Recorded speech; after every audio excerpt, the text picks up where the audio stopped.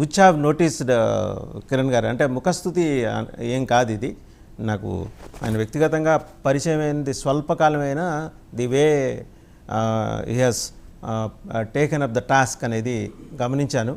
Party కోసం కమిటెడ్గా ఉంటూ వాణిజ్య విభాగంతో పాటు ఆయన ఎన్ని మన కలపల కిరణ్ గారు మీరు 36 ఎస్సీ సెగ్మెంట్స్లో కదా వర్క్ చేసింది, దాని మీద డీటెయిల్డ్ డ్రాఫ్ట్ తయారు చేసి వాళ్ళ పార్టీ జాతీయ ప్రధాన కార్యదర్శి లోకేష్కి సమర్పించారు. అంటే ఎస్సీల మూడ్ ఎట్లా ఉంది, వాళ్ళ రిక్వైర్మెంట్స్ ఏంటి అనే దాని మీద చాలా డీటెయిల్డ్ సినాప్సిస్ అండి, ఒక రకంగా అది థీసిస్ మాదిరి ఇచ్చారు.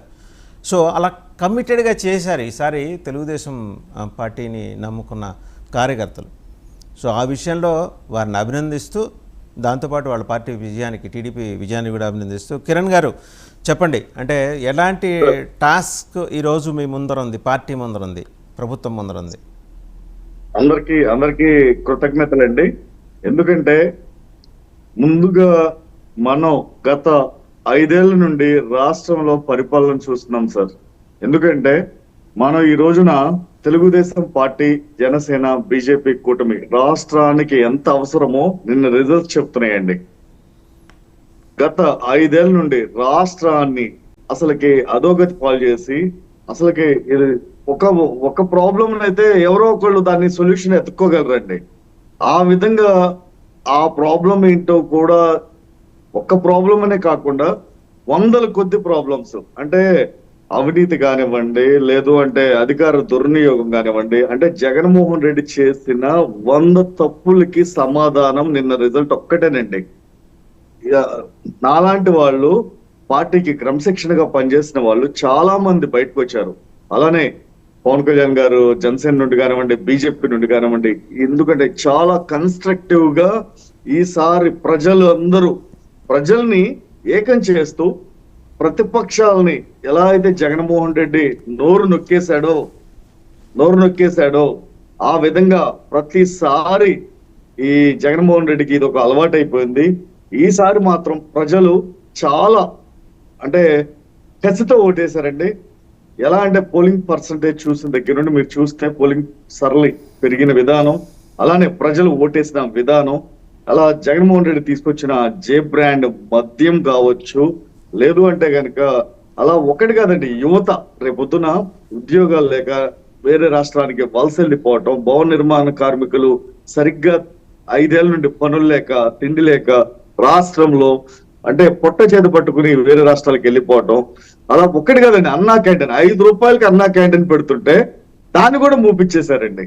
తర్వాత రాజధాని రైతులు 1600 రోజులు, వేల మంది రైతులు వాళ్ళు ప్రతిరోజు కనీసం ఒక్క రోజున కనీసం మాట్లాడి మీ సమస్యలు ఏంటి, అసలు మీకేం కావాలి, రాజధాని ఈ ప్రాంతం ఒక ముఖ్యమంత్రి చేసిన తర్వాత దానిని అడ్డుకోవటం, దాన్ని కాదు అని చెప్పి దాంట్లో పేదలకి మళ్ళీ ఇల్లు ఇవ్వటం, రాజధాని కోసం భూములు ఇచ్చిన రైతులని అపహాస్యం చేయటం, అవహేళన చేయటం, ఇవన్నీ ఎందుకంటే వాసుదేవన్ గారు ఒకటి కాదండి, కర్ణుడి చావుకి 1,00,000 కారణాలని, జగన్మోహన్ రెడ్డి పతనానికి 1,00,000 కారణాలు ఉన్నాయండి. కుటుంబ విభేదాలు కావచ్చు, ఇలానే అమరావతి రైతుల జరిగిన అన్యాయం కావచ్చు, 3 రాజధానులని, తర్వాత తన మంత్రులే తనను నమ్మలేని పరిస్థితి, తన ఎమ్మెల్యేలు ఇందాక రామ్ కుమార్ గారు చెప్పినట్టు ఒక్క ఎమ్మెల్యే కూడా, కొంతమంది ఎమ్మెల్యేలు అయితే ఒక్కసారి కూడా కలవని ఎమ్మెల్యేలు ఇంకా స్టిల్ వైకాపాలో ఉన్నారండి. ఇలా ఒక్కటి కాదు, ఇలా చెప్పుకుంటూ పోతే ఒక చాంతాడంత లిస్ట్ ఉంది. ప్రజలు నిన్నటితో ఆ విముక్తి చేశారు రాష్ట్రానికి.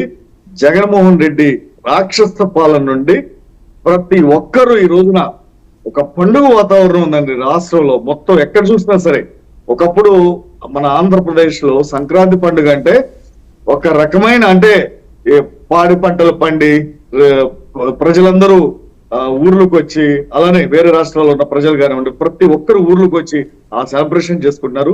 ఈ రోజున మొన్న ఓటింగ్ రోజు చూసాము, నిన్న కౌంటింగ్ రోజు కూడా ప్రతి ఒక్కరు వచ్చారండి, ఎక్కడెక్కడ వాళ్ళందరూ వచ్చి. దీంతో పాటు కిరణ్ గారు, దీంతో పాటు ఈసారి మీలాంటి యువ నాయకత్వానికి కొంచెం పెద్దపీట వేసే అవకాశం ఉందా?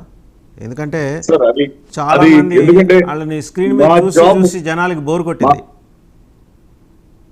అంటే ఒకటి సార్, నిజంగానే యువత, ఎందుకంటే పవన్ కళ్యాణ్ గారు కానివ్వండి, రేపు మాలాంటి వాళ్ళు యువకులు కూడా పార్టీ నిర్మాణం కోసం కానివ్వండి, లేదా ప్రజల కోసం మేము బయటికి రావడం జరిగింది.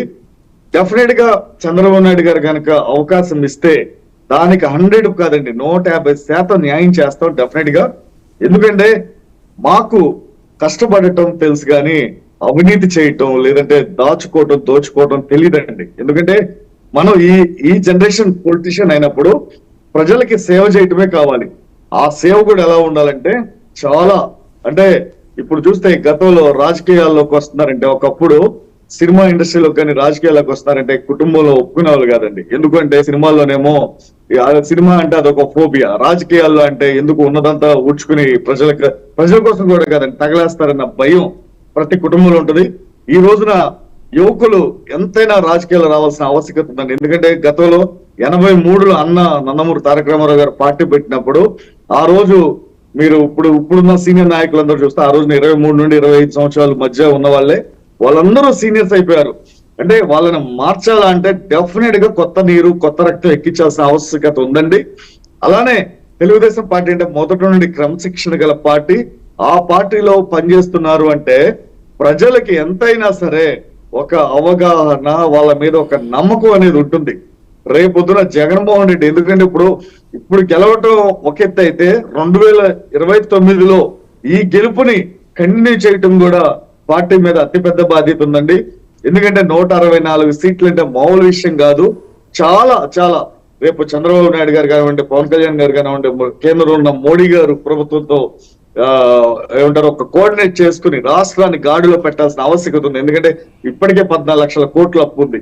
ఓకే, రాజధానిని నిర్మించాలి, సుజాత గారు, జనసేన సుజాత గారి దగ్గరికి వెళ్దామండి, మళ్ళీ మీ దగ్గరికి అభివృద్ధి తీసుకురావాలి. రైట్, ఒకసారి జనసేన సుజాత గారి దగ్గరికి వెళ్దాం. Sujatha garu, I think you are travelling అండి. ఎక్కడన్నా వెహికల్ ఆపుకొని మాట్లాడితే సిగ్నల్ పర్ఫెక్ట్గా ఉంటుంది. ఇందాక నుంచి మీతో కనెక్ట్ అవ్వాలని చూస్తున్నా కూడా ఆ ప్రాబ్లం ఉంది.